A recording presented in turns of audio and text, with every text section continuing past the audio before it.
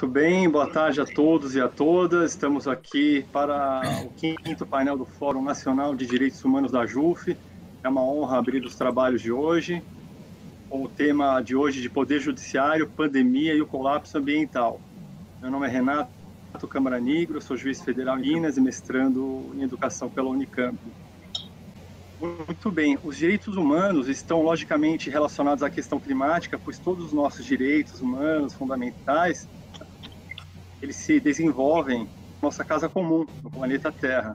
Como diz a Constituição Federal Brasileira, o meio ambiente é essencial à sadia qualidade de vida. Portanto, questões climáticas que ameaçam a vida humana são de discussão essencial no Fórum de Direitos Humanos como esse e apresentam repercussões de diversas ordens, questões jurídicas também, é claro.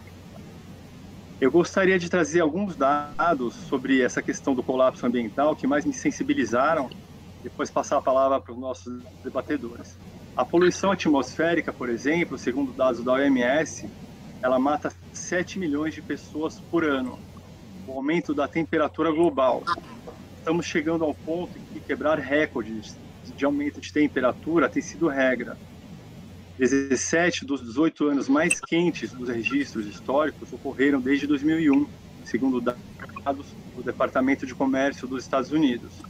Segundo a NASA, já atingimos mais de 1,5 grau de aumento da temperatura global desde 1920, ultrapassando a mais ambiciosa meta do Acordo de Paris.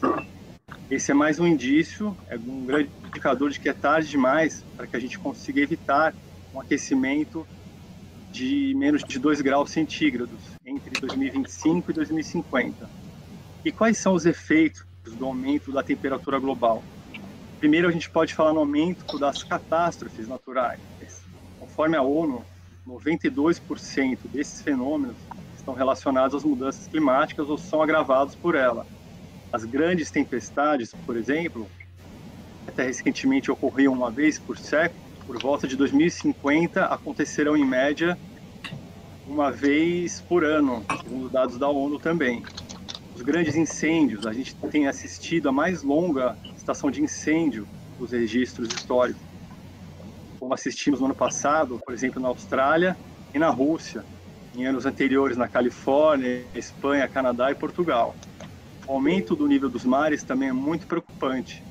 Em 2018, a gente já estava com pouco mais de 8 centímetros acima do nível médio de 93, conforme dados também do Departamento de Comércio dos Estados Unidos. Hoje, já mais de uma dezena de ilhas do Oceano Pacífico já foram engolidas pelo mar.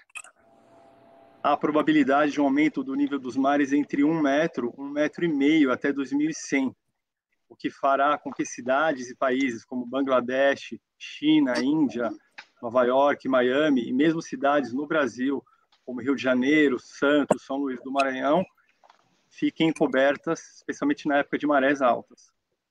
A degradação dos solos também é muito preocupante. Perto de 55% das terras mundiais já estão degradadas e isso diminui a produtividade agrícola.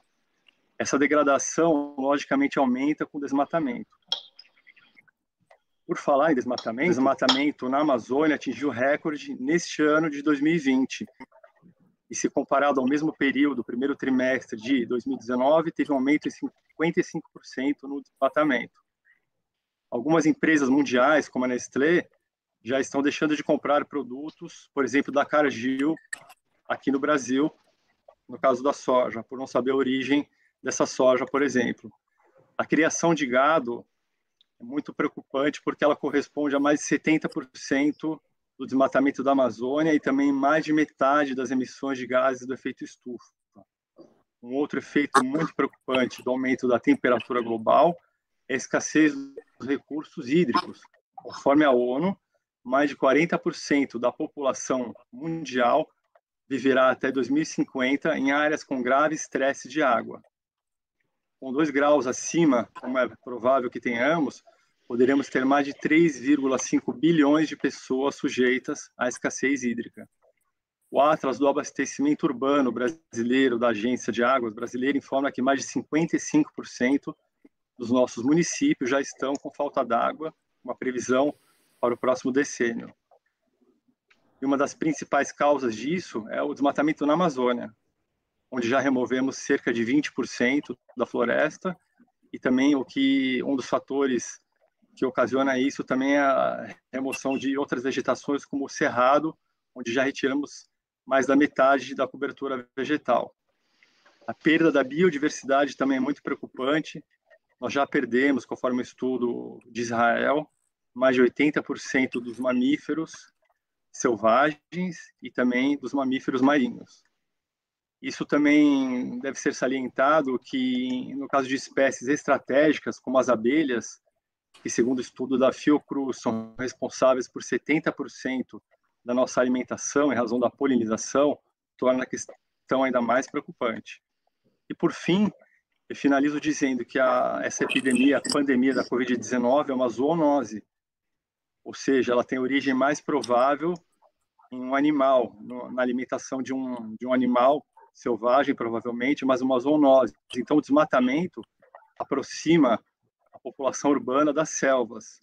E pensando nisso, nos morcegos brasileiros, por exemplo, circulam mais de 3.200 espécies de coronavírus. Então, isso é muito preocupante. Mas, embora esses números sejam dramáticos, também é preciso dizer que vem crescendo o número de pessoas preocupadas com essa questão ambiental. Então, é salutar que eventos como esse sejam realizados para levar à frente novas perspectivas, novos olhares, novas possibilidades de ensinar as pessoas a olhar para o meio ambiente com esse novo jeito de ver, com zelo para o planeta. É por isso, então, que passamos a palavra para os nossos debatedores.